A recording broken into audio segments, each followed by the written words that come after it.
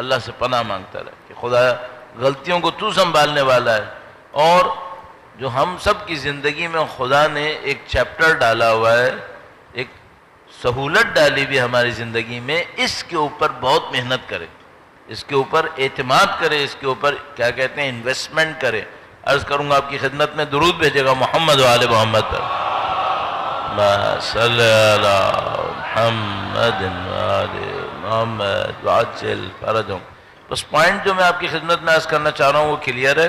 ہم اس وجہ سے کہ میں محتاط ہوں، میں کسی کو ناراض نہیں کر سکتا، میں کسی کے ساتھ غلطی نہیں کر سکتا، اس احتیاط کی بنیاد پہ اچھا کام بند کر دوں، یہ غلط ہے. یہ خود شیطان کا بہکاوا ہے. مثلا ایک اور بہکاوا کیا کرتا ہے، کہتا ہے چونکہ ریاکاری کا امکان ہے لہذا عبادت مت کرو. یہ ہمارے پاس روایت میں موجود ہے کہ ایک بندہ کہتا ہے مولا میں فلاں جگہ جاؤں گا، عبادت کروں گا، امکان ہے کہ میں ریاکاری کروں، تو میں یہ احتیاط کروں کہ وہ عبادت نہ کروں. امام نے فرمایا یہ تو خود شیطان کا جال ہے کہ وہ تمہیں اس طرح پھنسا رہا ہے تاکہ تم پھر عبادتوں سے محروم رہ جاؤ. تم عبادت کرو اور ریاکاری کے خوف کے لیے اللہ سے پناہ مانگو، اللہ سے پناہ مانگو. جو چیپٹر ہمارے پاس ہے اور میں کہہ رہا ہوں آپ اس کے اوپر انویسٹمنٹ کریں، وہ ہے استغفار. زمین اور آسمان کو بدلنے والی چیز ہے یہ. حقیقت میں آپ کی خدمت میں یہ عرض کرتا چلوں، ہم لوگوں نے استغفار کی اہمیت کو زیادہ نہیں پہچانا. قرآن کریم کی کچھ آیتیں ایسی آیتیں ہیں کہ انسان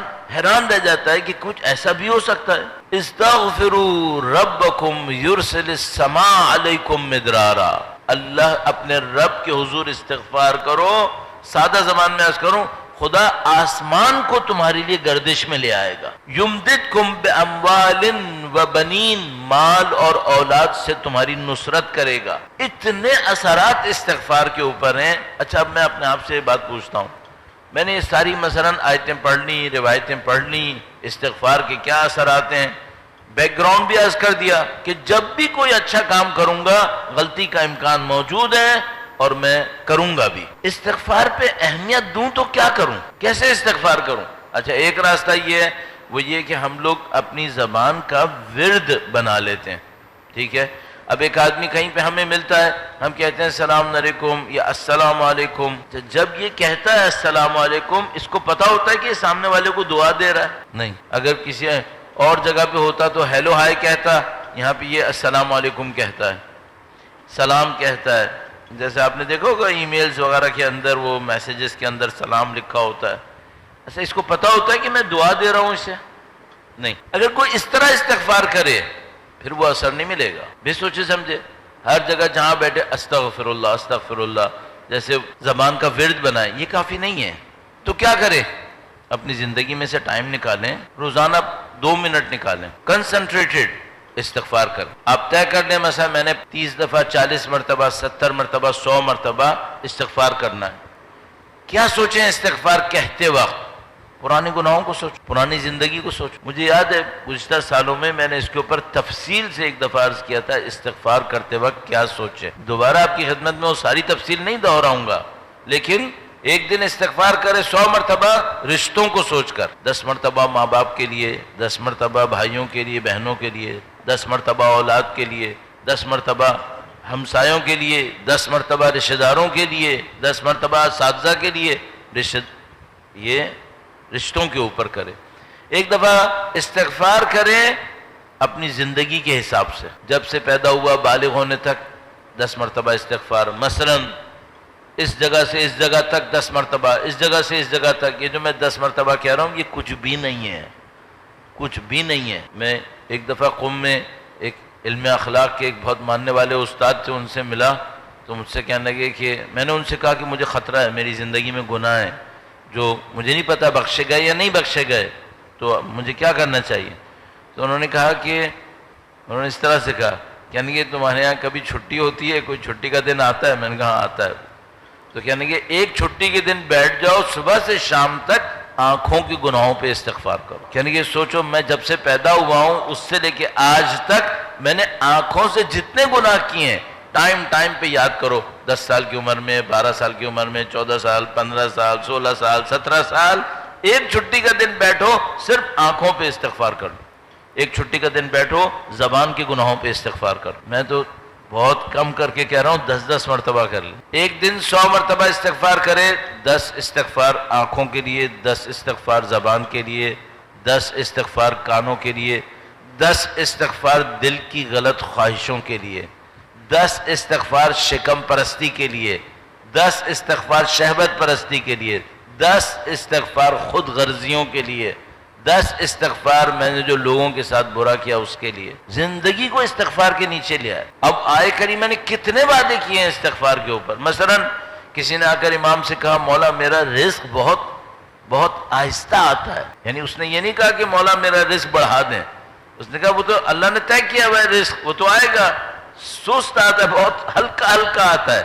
امام نے فرمایا استغفار کرو، رزق میں تیزی آئے گی تمہاری۔ استغفار رزق بڑھا دیتا ہے، کیونکہ وہی یمددکم باموال وبنین۔ تو ایک رزلٹ نکلنا چاہیے۔ دیکھیے آپ بھی ماشاءاللہ اتنے دن سے یہاں تشریف لا رہے ہیں، ہم بھی حاضر ہوتے ہیں، ہر عشرے سے آپ کی اور میری زندگی میں کوئی بھلائی آنی چاہیے۔ آپ کو یاد ہوگا ایک دفعہ میں نے سورہ حشر کے اوپر بہت اصرار کیا تھا۔ اب مجھے نہیں معلوم کتنے لوگ سونے سے پہلے سورہ حشر پڑھ رہے ہیں یا نہیں پڑھ رہے، اس بات کو کہے ہوئے 2 سال ہو رہے ہیں میرے خیال میں، 2 یا 3 سال۔ پھر میں نے تسبیح کے اوپر بہت اصرار کیا ہوا ہے کہ تسبیح کیسے پڑھنی چاہیے۔ اب استغفار پہ بھی پہلے عرض کر چکا ہوں، لیکن پھر یاد دلا رہا ہوں کہ دیکھیے 70 مرتبہ استغفار، 100 مرتبہ استغفار روزانہ زندگی کا حصہ بنا۔ آپ پڑھیں گے مجھے بھی فائدہ ہوگا، لیکن سب سے زیادہ تو آپ کو خود فائدہ ہوگا۔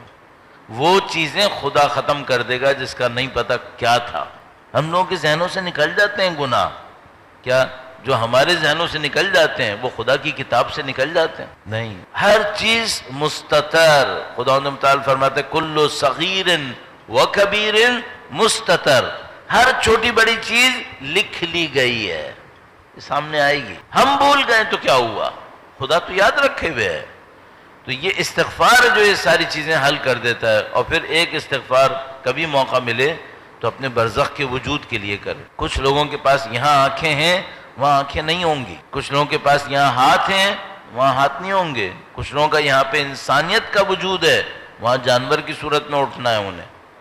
ایک دن 100 مرتبہ استغفار کرے برزخی وجود کے لیے کہ خدایا مجھے برزخ میں انسان اٹھانا، مجھے وہ ساری چیزیں جو تو نے دی ہیں اس سے بہتر دینا۔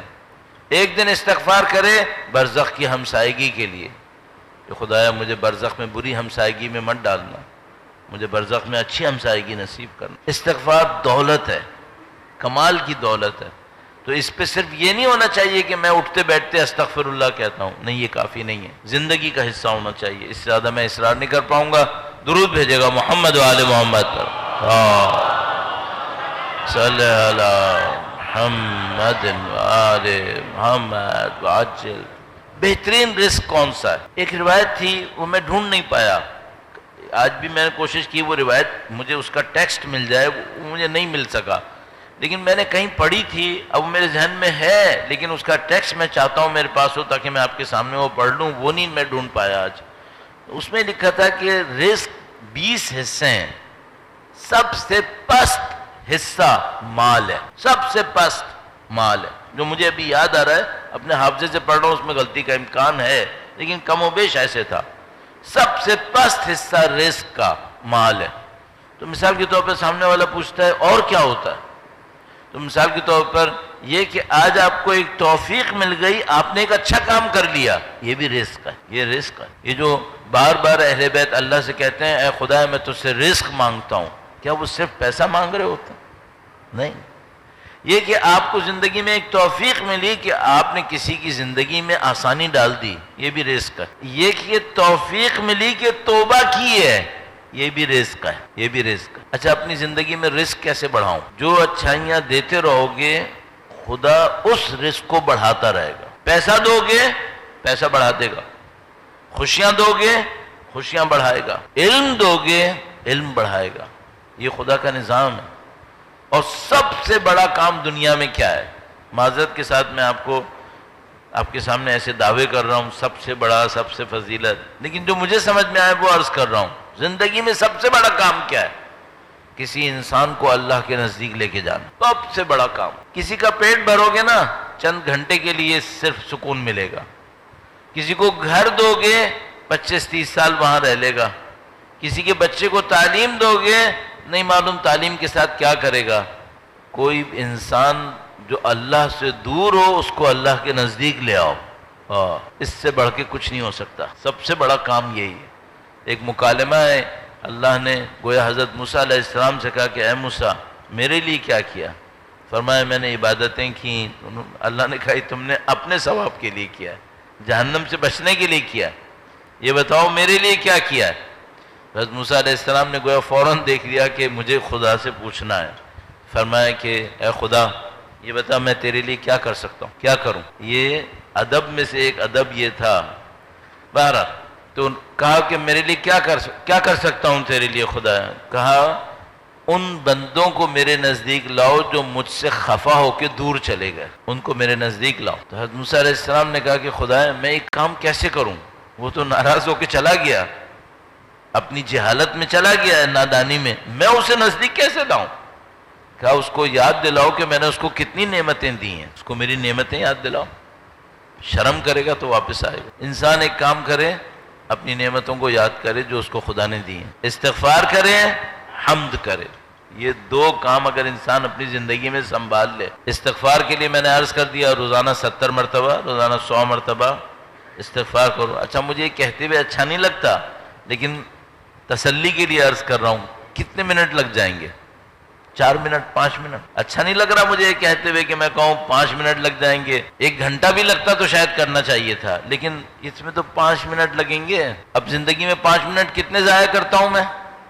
بے حساب۔ اس پہ کیوں نہیں وقت لگاتا؟ جو بھی انسان یہ کہتا ہے نا میرے پاس عبادت کا وقت نہیں ہے، میرے خیال میں 99% جھوٹ بولتا ہے۔ وقت ہوتا ہے، توجہ نہیں ہوتی، دلچسپی نہیں ہوتی، صرف یہ مسئلہ ہے۔ وقت بہت ہے، وقت کا مسئلہ نہیں ہے۔ ڈرائیونگ کر رہے ہو ذکر کر سکتے ہیں، کچھ بھی کر سکتے ہیں۔ تو بہرحال ایک استغفار اور ایک خدا کی حمد، یہ زندگی کا حصہ ہونا چاہیے۔